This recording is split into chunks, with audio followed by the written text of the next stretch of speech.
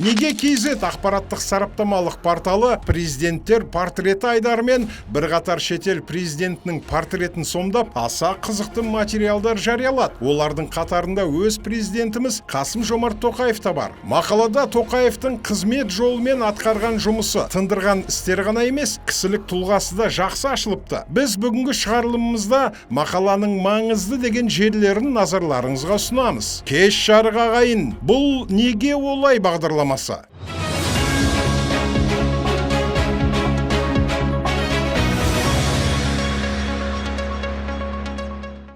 Тоқаев 1980 жылдан бастап Кеңес одағының Қытайдағы елшілігінде әр жылдары екінші хатшы, бірінші хатшы, кеңесші болып қызмет атқарды. Осы аралықта Пекиннің лингвистикалық институтында тәжірибеден өткен. Құламайтындай көрінген Кеңес одағы тырапай асқан соң, Тоқаев елге оралып, сыртқы істер министрінің орынбасарлығына тағайындалды. 1992 жылы сыртқы істер вице-министрі дәрежесінде Мәскеуде бұрынғы одақтас республикалардың ядролық мәртебесі жөнінде келіссөз жүргізген. Бұл тарихи оқиға туралы саясаткердің өзі Свет и тень кітабында жазды. Автордың жазуына қарағанда, Киев пен Минскідегі әріптестерін Мәскеудің ығына жығылмауға көндіру оңай болмаған. Ақырында Қазақстан, Украина және Беларусь ядролық қаруды уақытша иеленуші мәртебесін алды. Осы жетістік туралы Тоқаев кітабында былай деп жазады: бұл қазақ дипломатиясының халықаралық аренадағы алғашқы қадамы ретінде ауыз толтырып айтарлықтай жетістік еді. Бұдан әрі ықпалды мемлекеттермен келіссөз жүргізуге жол ашылды. 1993 жылы Тоқаев сыртқы істер министрі болып тағайындалды. Министр ретінде ядролық қаруды таратпау мәселесіне нүкте қоюға ат салысты. Ядролық сынақты тоқтату жөніндегі түрлі келісімдерге қол қойды. 1999 жылы Қаракүзде Тоқаев премьер-министр болып тағайындалды. Бұл Қазақстанға саяси дағдарыс төніп тұрған алмағайып кезең еді. 2001 жылы күзде саяси дағдарыс шегіне жетіп, билікте және бизнесте жүрген бір топ азамат Қазақстанның демократиялық таңдауы қозғалысын құратынын мәлімдеді. 2001 жылы 20 қарашада осы оқиғаға байланысты премьер-министр Тоқаев мәлімдеме жасап, былай деді: мен бүгін Қазақстан халқына, президентке және еліміздің парламентіне үндеу жолдауға мәжбүрмін. Өйткені ел ішіндегі және сыртындағы кейбіреулерден қауіп төніп тұр деп есептеймін. Бизнес элитадағылар, тіпті мемлекеттік қызметшілер тәуелсіздіктің 10 жылында бай адамдарға айналып өз мемлекетіне ақпараттық соғыс жариялады. Үкімет пен парламентке тіл тигізіп арандату жасай бастады. Мен мұны үкімет пен заң шығарушы органға, мүмкін президенттің өзіне қысым жасау деп есептеймін. Демократия саясаттағы киндер сюрприздердің қолындағы ойыншық емес. Мен бүгін премьер-министрдің орынбасары Жандосовты, еңбек және халықты әлеуметтік қорғау министрі Байменовті, Павлодар облысының әкімі Жақияновты, қорғаныс вице-министрі Ертілесованы қызметінен босату жөнінде мемлекет басшысына ұсыныс айттым. Саяси қозғалыстың басқа мүшелеріне қатысты шешімді өзім қабылдаймын. Егер кадр мәселесі жөніндегі ұсынысымды мемлекет басшысы қабылдамаса, өзім отставкаға кетемін. Бұл көңіл күйдің бір сәтті көрінісі емес, жан-жақты ойластырылған мәлімдеме.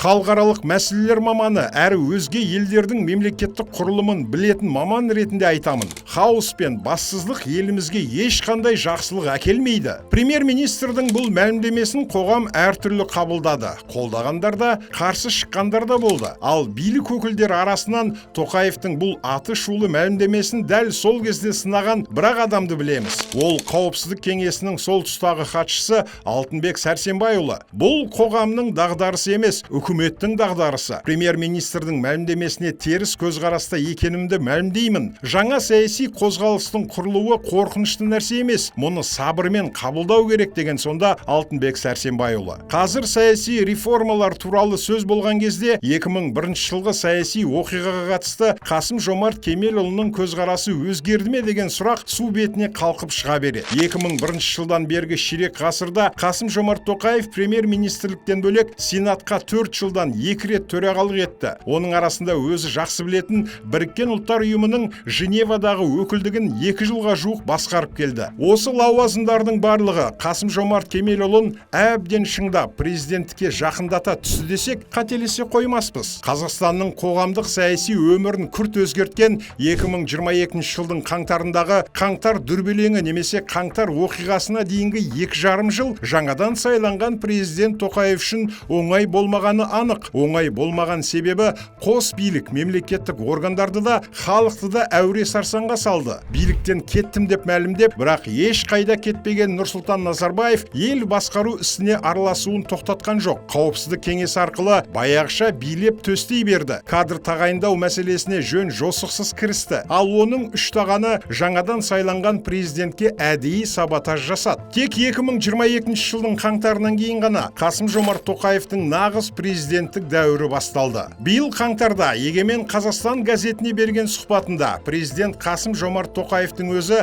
қос билік туралы былай деген: шынында да қос билік үлгісін енгізу әрекеттері болды. Олар шоғырландырылған және ұйымдастырылған. Билік транзитінің қазіргі саяси жағдайында саяси манипуляторлар биліктің параллель орталығын қалыптастырды. Біздің елімізде президент пен жоғарғы бас қолбасшы, сондай-ақ экс-президент өкілдік ететін қауіпсіздік кеңесінің төрағасы болды. Бұл сайып келгенде билік қақтығысына алып келмеуі мүмкін емес еді. Толығырақ айтайын. Бұл жағдай қаңтардағы дағдарыс алғы шарттарының біріне айналды. Мен кейінірек Нұрсұлтан Әбішұлы Назарбаевқа оның жақын серіктерінің саяси қитұрқылығы еліміздің тас талқанын шығара жаздағанын ашық айттым. 2022 жылдың қаңтарынан кейін президент Тоқаев та күрт өзгерді. Зер салып қараңызшы. 2019 жылы президент Тоқаев қандай еді? Назарбаев туралы жиі айтатын. Кез келген жетістікті Назарбаевпен байланыстырып жеткізетін. Сөз мен ісінде өзін екінші орынға қоятын. Жиындарда экс-президенттің алдына түспейтін, үнемі жымиып жүретін. Президенттен гөрі интеллектуал ғалымға көбірек ұқсайтын, тым жұмсақ болатын. Енді 2022 жылы кезектен тыс өткен президенттік сайлаудан кейінгі Тоқаевты көріңіз. 2019 жылғы Тоқаевқа мүлдем ұқсамайды. Ол 3 жылда кеткен есенің орнын тез толтырып алды. Астананың атауын кері қайтарды. Назарбаевтың жақындарын биліктен қуды, кейбірін қамады. Билік тармақтарын ескі көздерден біршама тазалады. Кезінде ескі билік өлердей қорыққан саяси реформаларды біртіндеп бастады. Назарбаевтың атын атауды мүлдем доғарды. Қабағында қатулық пайда болды. Билік пен бизнестегі күні кешеге дейін артына қарап жалтақтап келгендер Тоқаевқа толық мойын сұнды. Президент лауазымына бір-ақ рет сайлану туралы ереже енді ешқашан өзгермейді. Бұл талап мемлекетіміздің тәуелсіздігі, бір тұтастығы, аумақтық тұтастығы және басқару нысаны туралы нормалар сияқты мызғымастай етіп бекітілген. Соңғы 3 жылда елде болған түрлі саяси һәм табиғи төтенше жағдайлар президент Тоқаевты жұмсақ дипломаттан құрыш президент жасап шығарды. Ал енді Қасым-Жомарт Кемелұлы Тоқаев қандай президент деген сұраққа әзірге нақты жауап жоқ. Бұл сұрақтың толымды жауабын 5 жылдан кейін білетін боламыз. Арнайы сіздер үшін неге олай бағдарламасы құрметті көрермен YouTube арнамызға жазылып, осы мәселе жайлы пікір қалдыра отырыңыздар.